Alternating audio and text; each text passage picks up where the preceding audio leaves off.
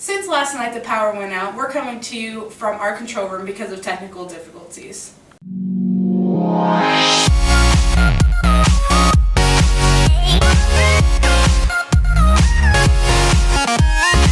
If you plan on taking AP US History next year and you didn't attend this morning's meeting, you need to go to Mrs. Legree's room after school.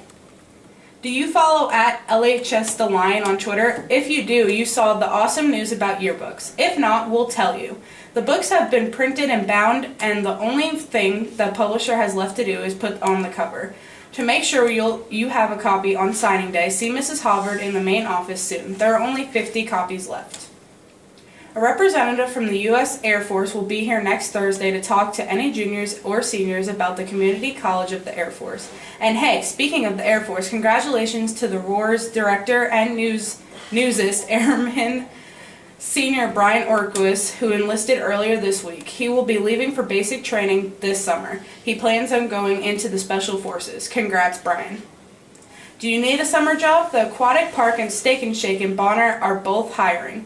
Check the Skyward announcements for details on how to apply.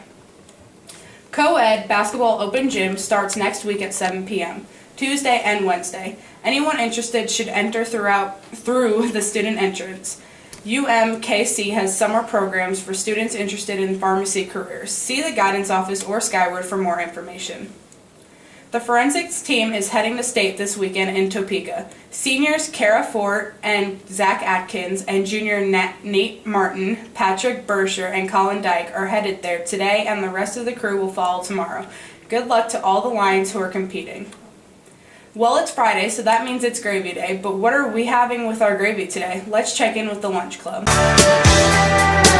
Today for lunch, we're having a turkey fritter with a roll. And a PB&J meal. And a salad meal to go. Well, doesn't that sound tasty? Now it's time for your daily dose of news from around the nation.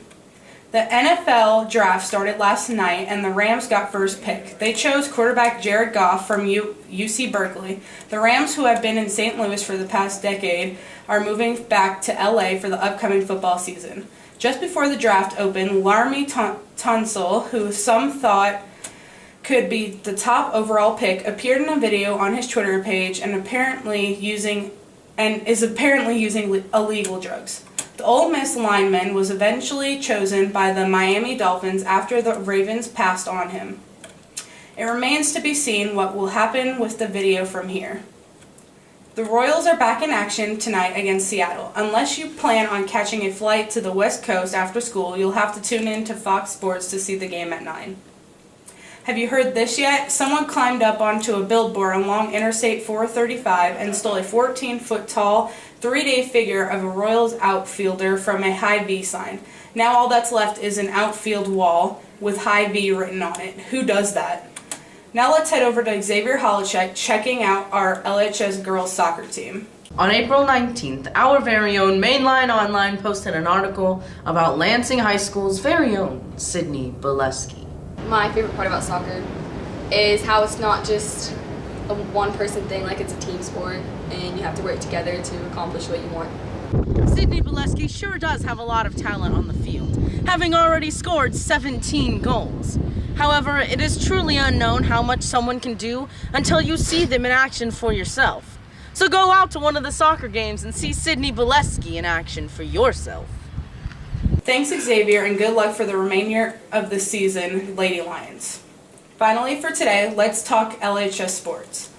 The Lady Lions softball team met with Bishop Ward for a doubleheader last night and celebrated the seniors on the team. The seniors decided to go out in style, rallying from a 6-2 deficit to get a 9-6 victory in the first game. The second game was not as dramatic as the Lions easily won in 5 innings by the score of 11-1. The softball team will take on Blue Valley Southwest Monday in a rescheduled game from earlier this month. The girls' swim team was at Turner yesterday and placed third behind Bishop Meege and Mill Valley. Several swimmers set new lifetime best in individual and relay events. The next meet is Tuesday here at home. The boys' tennis team was on fire yesterday at Leavenworth. Varsity took first place as a team. Senior Kyle Verhaeg and junior Adam Goki did well in doubles, while senior Chaz Young and junior Sean Cranford rocked the singles.